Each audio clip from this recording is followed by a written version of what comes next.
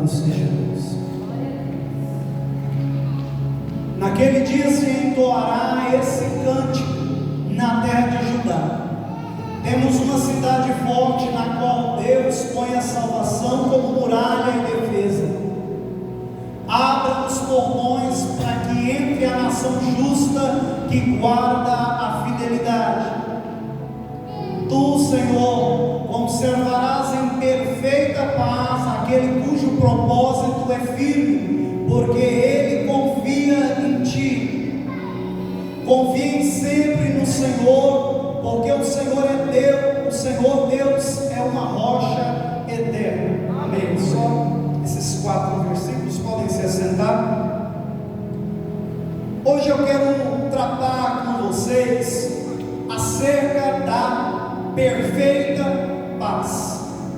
Nós vamos descobrir, de acordo com a sequência da exposição do texto, que existem alguns tipos de paz, e esses tipos de paz, durante a nossa caminhada, podem sofrer alguma abalo durante a sua jornada.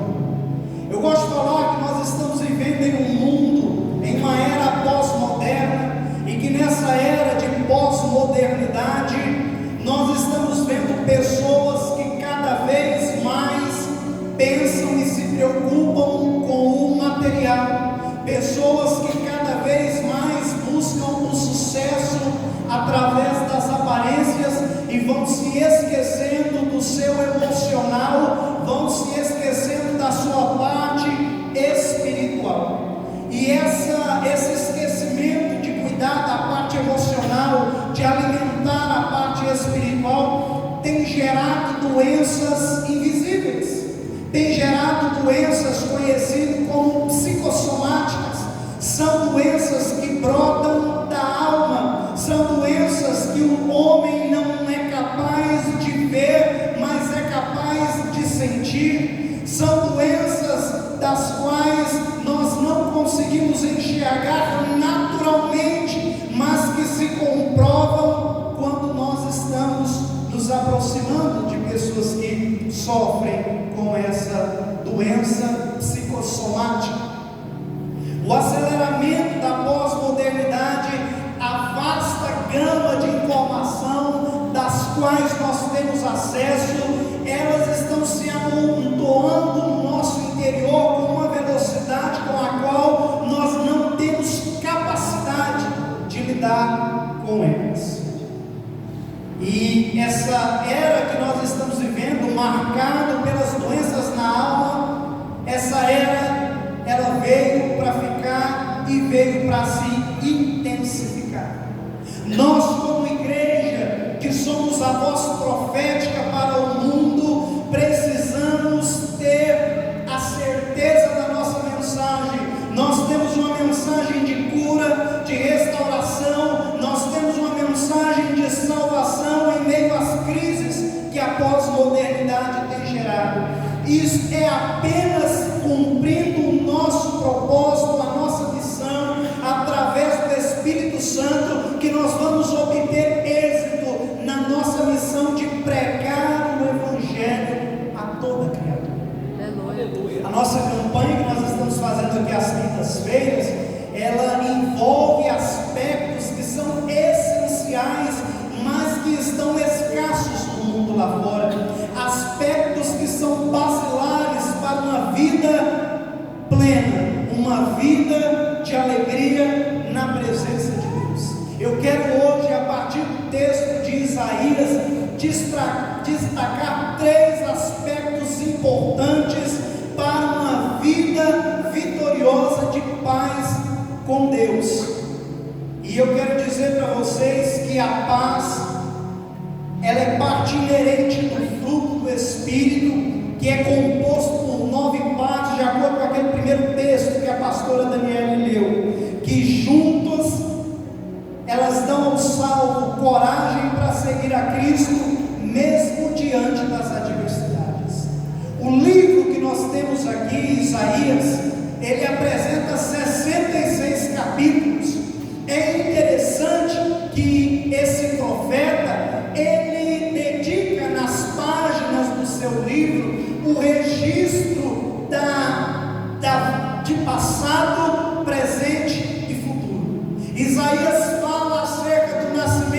Cristo que viria. Isaías fala acerca da mensagem que o Cristo traria. Isaías fala com perfeição, como se ele estivesse vendo a crucificação, ele vê o sofrimento do cordeiro que foi imolado. Isaías vê, meus irmãos, a glória de Deus de uma maneira que nenhum outro autor da Escritura viu. Isaías vê e tem a revelação dos novos céus e nova terra, onde habita a justiça. Isaías tem uma visão plena do Deus que vai enxugar as minhas e as suas lágrimas.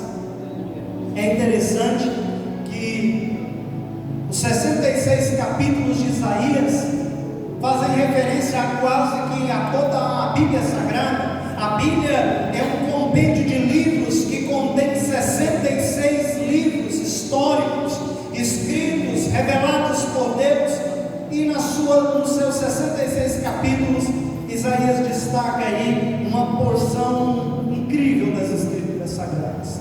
Para facilitar o estudo desse livro tão complexo, tão extenso, os autores, os teólogos, eles dividiram o livro em 11 sessões, 11 partes, para facilitar o estudo dessa escritura. E hoje eu quero destacar para vocês a parte que compõe a terceira sessão desse livro, a terceira parte desse livro, que pega aí dos capítulos 24, 25, 26 e 27. Esses capítulos tratam de promessas específicas de Deus para o seu povo. Nós vemos nesses capítulos promessas de restauração, promessa de um tempo melhor. Nós vemos a face do Deus que é amor sendo revelada em cada uma delas.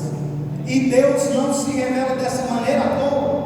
Os capítulos que antecedem o capítulo 24, que é a segunda sessão, Isaías tem uma revelação complexa de Deus. Deus está anunciando juízo a 8 nações. Então, os capítulos 24, 25, 26 e 27, eles vêm como um bálsamo sobre o julgamento das 8 nações que Deus vai trazer o juízo. O capítulo 26 de Isaías, eu vou abordar apenas esses 4 primeiros versículos, e que para que fique bem didático com vocês, eu quero fazer um acróstico, e nós vamos partir desse acróstico para entender o texto. A palavra paz, P de perseverança, A de aliança e Z de zelo. Nós precisamos de perseverança para seguir. Veja que o versículo 1 começa dizendo assim: naquele dia. Naquele dia fala de coisas futuras. E eu quero perguntar para você, e você vai responder para si mesmo: você tem alguns planos para daqui a alguns meses? Não, vamos aproximar mais. Você tem um plano para daqui, após que esse culto termine? Você tem um plano para amanhã, do que você pretende fazer, do que você pretende conquistar, do que você vai organizar no seu dia a dia? Vamos um pouco mais longe. Quais são os seus planos para daqui um mês, para daqui um ano, para daqui 2 anos, para daqui 3, para daqui 5 anos, quem sabe? Naquele dia, quais são os seus planos para daqui esse tempo? E eu queria alertar você, eu não sei se você sabe, existem alguns planos que nós fazemos, que eles só vão se concretizar a partir das decisões que nós tomamos hoje, dos sacrifícios que nós tomamos, que nós realizamos hoje, das respostas que você oferece para os problemas hoje. Então, naquele dia, se entoará um cântico, diz a segunda parte aí do versículo, se entoará um cântico. Para nós cantarmos, para nós nos alegrarmos, é necessário hoje que você faça uma reflexão do que você quer para a sua vida daqui para frente. Isaías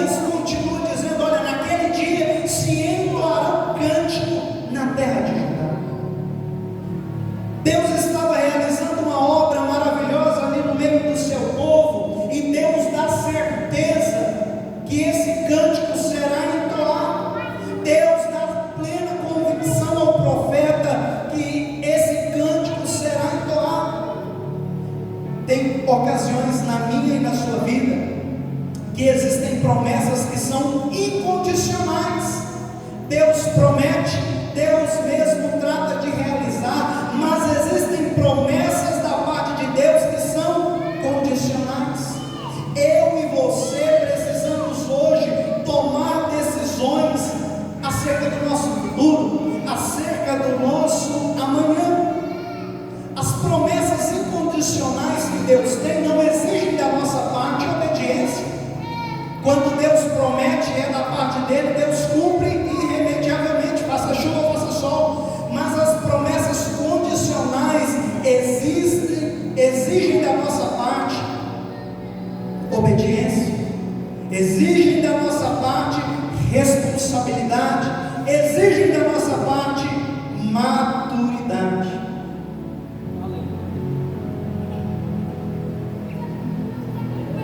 Quais são os seus sonhos? Quais são os seus projetos? Quais são os seus objetivos? Naquele dia se entoará um cântico na terra de Judá. Temos uma cidade forte na qual Deus põe a salvação como muralha e defesa. A última parte desse versículo faz menção à chegada do Messias. Isaías, como um dos poucos profetas da Escritura, teve o prazer e a alegria de contemplar um Messias descortinado. Eles aguardavam pela chegada do Rei dos Reis, do Senhor dos Senhores, que pagou o preço pela nossa salvação. Isaías não vê só o nascimento de Cristo, Isaías vê a sua obra, o seu trabalho, Isaías vê a sua vitória muito antes da sua chegada. O texto fala de uma cidade forte. Essa cidade forte é a igreja, e é através dela que é pregada a mensagem de salvação. Se a igreja perder essa mensagem, já não é mais igreja, e sim clube social. Nós temos uma mensagem para pregar. Nós, como igreja, temos uma mensagem que é inegociável. E que mensagem é essa, Weber? A mensagem é o seguinte: o mundo está em pecado, e o mundo está terrivelmente perdido, está terrivelmente entregue ao maligno, mas há uma resposta da parte de Deus para aqueles que se arrependem, para aqueles que se achegam a Jesus Cristo, e que existe uma salvação pela fé através de Jesus Cristo, Messias, que é suficientemente capaz de nos salvar e de nos tornar justos perante Deus. A salvação que está posta nessa cidade forte é a igreja do Senhor, e ela é como uma muralha e defesa, porque a igreja não é uma ideia do homem, a igreja não é uma ideia do Estado, a igreja não é uma ideia da prefeitura, a igreja é o órgão que nasceu do coração de Deus, é a instituição, o organismo que nasceu do coração de Deus para pregar a mensagem de salvação ao mundo que está perdido. Mas para que essa verdade seja confirmada, é preciso perseverar nela até o fim. Veja que o versículo 2 nos diz: abra os portões para que entre a nação justa que guarda a fidelidade. Não é possível ao homem se achegar diante de Deus com seus méritos, com seus troféus, com as suas aquisições. Não é possível ao homem se achegar diante de Deus com as suas posses e dizer: está aqui, eu mereço o céu, eu posso comprar o passaporte para entrar na presença de Deus. Isso não existe. Existe um mediador, e o único mediador entre Deus e os homens, e é Jesus Cristo, homem. Foi Ele quem morreu na cruz para pagar o preço pelo meu pecado e pelo seu pecado, e essa é a mensagem do Evangelho. Mas veja que o Evangelho não está só no aqui e agora de tomar uma decisão por Cristo. A ideia do Evangelho está em uma vida peregrina na presença de Deus, uma vida que segue a Jesus, e o melhor de tudo, uma vida que persevera na caminhada com o Cristo.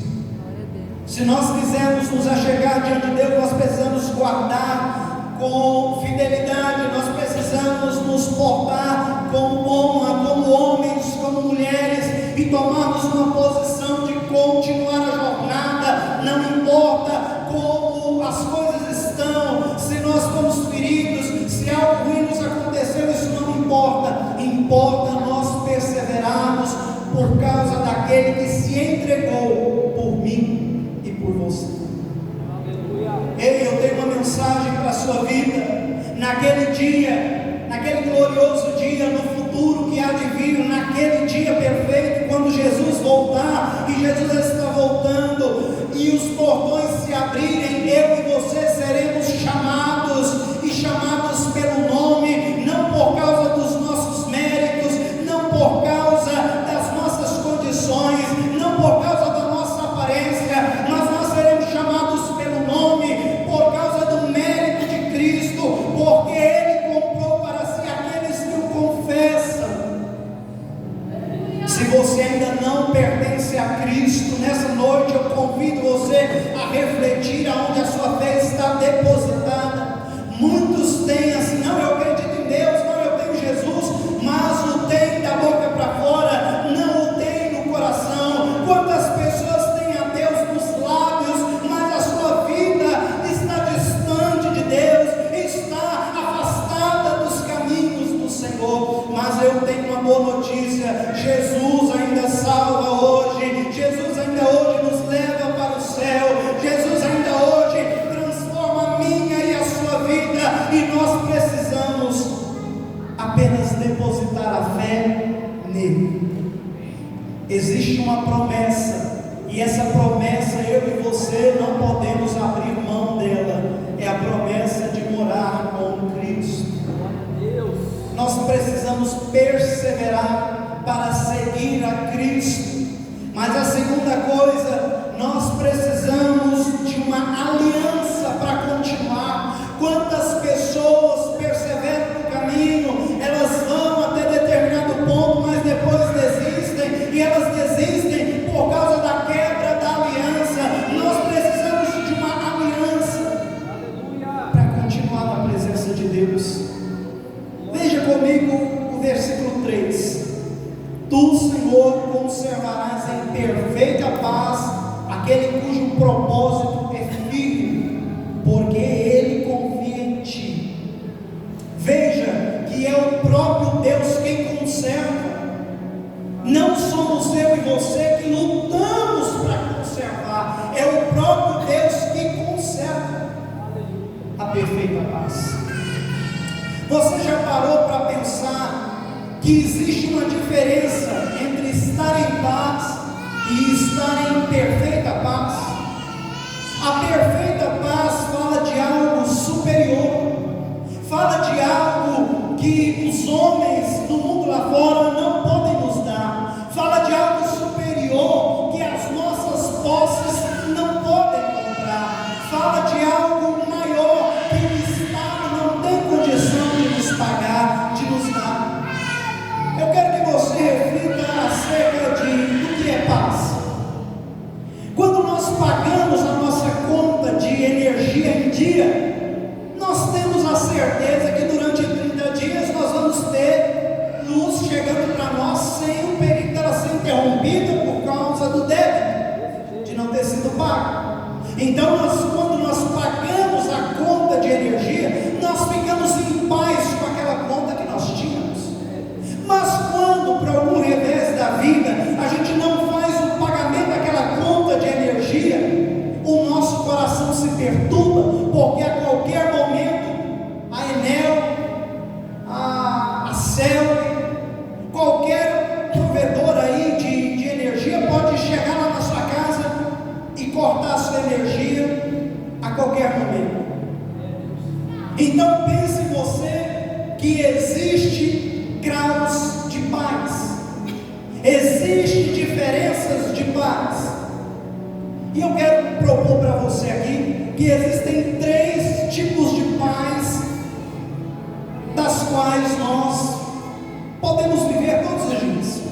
Existe uma paz que é parcial. Por exemplo, é aquela paz que vai tudo bem na sua casa, mas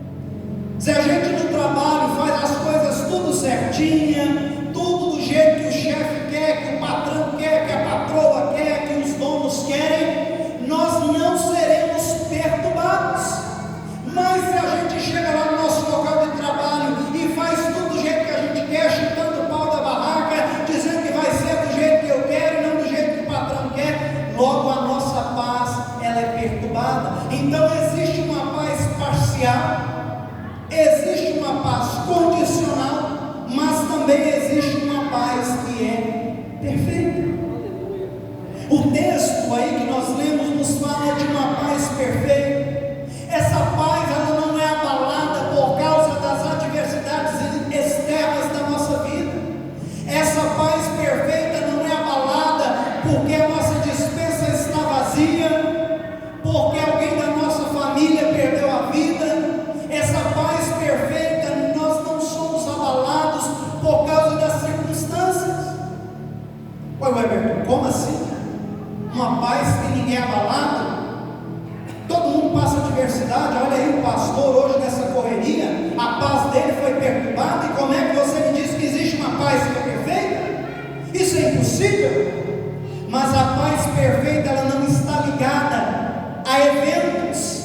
A paz perfeita, ela está ligada a alguém, a uma pessoa, e essa pessoa é a pessoa de Cristo, é a pessoa do Deus imanente.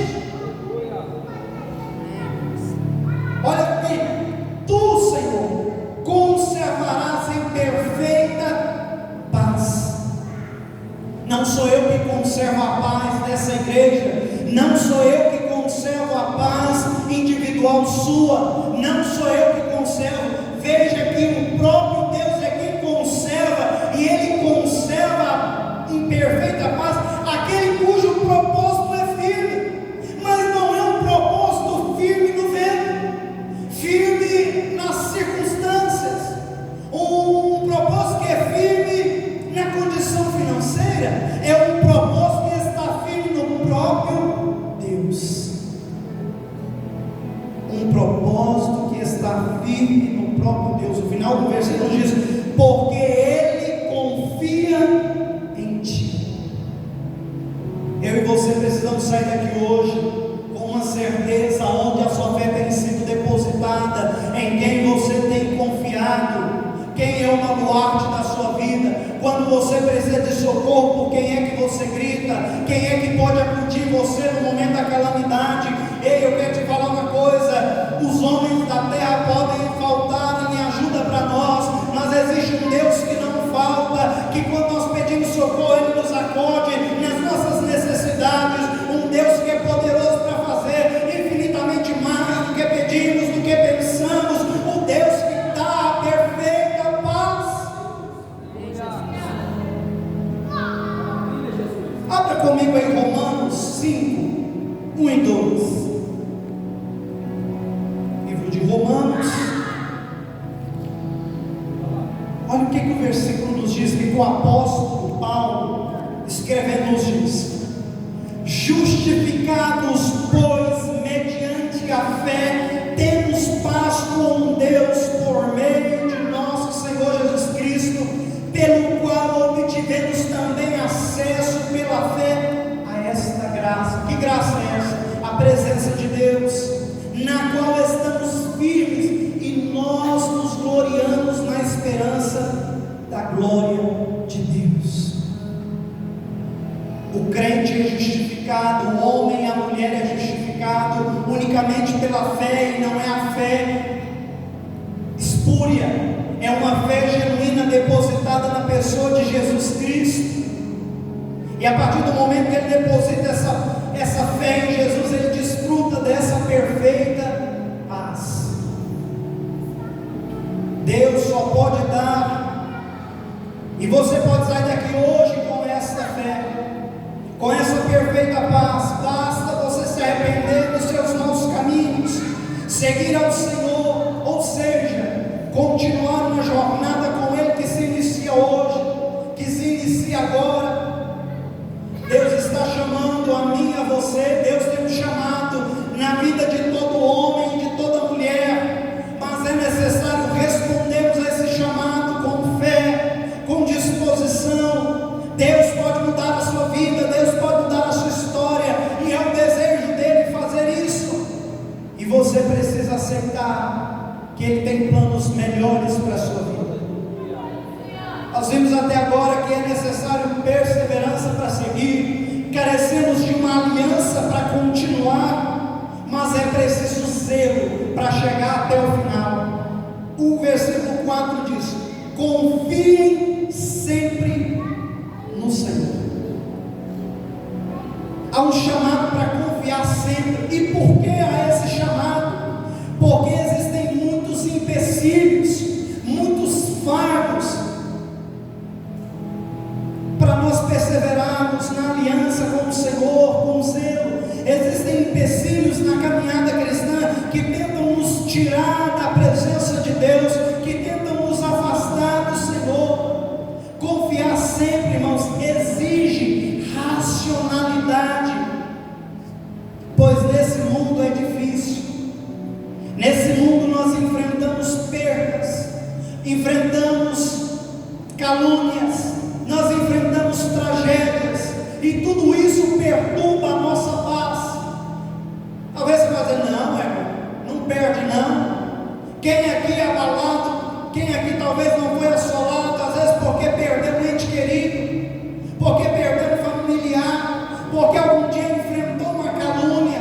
Quem aqui algum dia não se viu perdido na trajetória porque viu de perto uma tragédia? Esse mundo jaz no maligno, e vez ou outra nós vamos enfrentar algum empecilho dessa classificação de perca, de calúnia e de tragédias. Primeiro, de percas na área financeira, de percas na área familiar, de percas na área da saúde. Jó fica para nós como o maior exemplo da Escritura Sagrada. Jó perdeu toda a sua riqueza em um só dia. Jó perdeu em um só dia os seus filhos. Jó perdeu a sua saúde. É uma realidade, nós vamos enfrentar percas nesse mundo, mas existe uma paz que nos ajuda a superar tudo isso. Algumas vezes nós seremos perturbados por causa das tragédias na área da família. Quem sabe o final conturbado de um casamento, quem sabe o final de uma vida de uma forma inesperada. São tragédias. Quem sabe tragédias no ministério, na caminhada cristã, mas a fé, a perfeita paz não nos é retirada, porque quem a concede é Deus. Mas talvez nós podemos enfrentar algum abalo na nossa caminhada por causa de calúnias, talvez mentiras proclamadas pela família, mentiras advindas da sociedade, mentiras advindas até mesmo dos próprios amigos. E eu quero te dizer, com a perfeita paz, nós não seremos abalados por isso, porque ainda que tristes, mas não derrotados, caminharemos nos passos daquele, irmãos, que subiu ao Calvário carregando aquela dolorosa cruz para nos comprar, para aquele que há de enxugar do nosso rosto toda lágrima, que há limpado o nosso coração toda tristeza, toda angústia. Eu chamo vocês nessa noite para confiarem no Senhor, que tem um perfeito propósito para a minha e para a sua vida.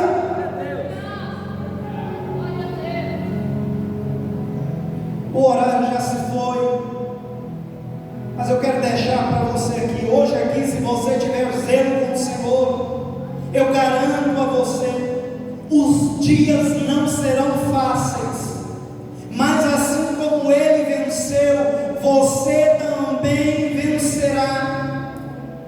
Ei, quem tem zelo pelo Senhor, pode até e vai perder, irmãos, amigos, vai conquistar talvez a ira da família, o desgosto dos pais, vai perder a admiração para a sociedade, vai perder, irmãos, muitas coisas, mas não perderá a coroa da vida, porque no último dia os portões celestes se abrirão e o meu nome e o seu nome será chamado. Aleluia. Mas só será chamado o nome daquele que perseverou numa aliança de zelo com o Senhor. Deus é uma rocha inabalável, a última parte do versículo, porque o Senhor é uma rocha eterna.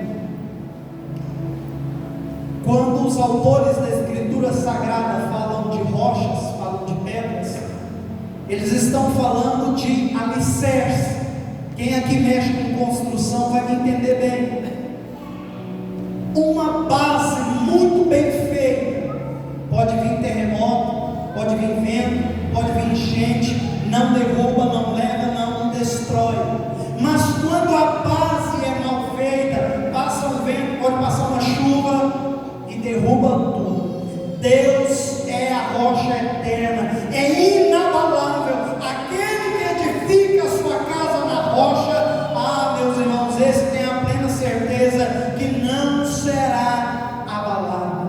Há um lugar à minha e à sua espera, há um lugar à minha espera e à sua espera, e esse lugar que nos espera é a presença de Deus, é no lugar que está o Pai, é o lugar ao qual Jesus mesmo disse, quando no capítulo 14 de João diz: eu vou preparar-vos um lugar e virei outra vez e vos levarei para que onde eu estiver, vós também esteja. E Jesus continua dizendo lá: e não vos deixarei órfãos, vos darei outro, o Consolador, o Espírito da verdade, que o mundo não pode receber, e ele falará daquilo que lhe foi entregue. Nessa noite, com essa mensagem, eu deixo aqui e finalizo as minhas palavras perguntando para você: quais são os seus planos? Para esses planos terem êxito, é necessário decisões importantes hoje. Não são decisões amanhã, são as decisões que você toma hoje que mudarão o seu amanhã. A semana toda aqui na igreja, e esse mês de abril tem sido um mês que nós temos falado muito disso. Semeadura, sementes. Eu e você estamos plantando todo dia, plantando sonhos, plantando alegrias, plantando objetivos. Tem gente que está plantando inveja, está plantando ira, está plantando fofoca, e um dia a colheita chega. E não tem como, irmãos, você plantar abacaxi e colher uva. Não existe. A lei da semeadura, ela é a mais dura lei da Bíblia Sagrada. Aquilo que o homem planta, ele vai colher. Se o homem planta milho, não precisa esperar colher melancia, ele vai colher milho. Se você planta hoje amor, bondade, fidelidade, se você planta hoje esperança e fé no Senhor Jesus Cristo, você pode ter certeza que a sua colheita amanhã será a melhor possível das colheitas. Finalizando a minha pregação, seu futuro, se você tem fé no Senhor Jesus Cristo, é um futuro garantido. Você não precisa temer o amanhã ou depois, não, porque quem deposita a fé no lugar certo, na pessoa certa, não é nem no lugar, é na pessoa certa, obtém vitória, tem um futuro garantido. Seu futuro é certo, pois você está em aliança com o Eterno. E por último, persevere com zelo até o final. Que Deus abençoe a sua vida. Eu espero que o texto bíblico tenha falado ao seu coração, e a minha esperança e a minha expectativa para você é que você saia daqui diferente de como você entrou, que você saia daqui tocado pelas mãos do Deus Todo-Poderoso. Eu convido você a ficar de pé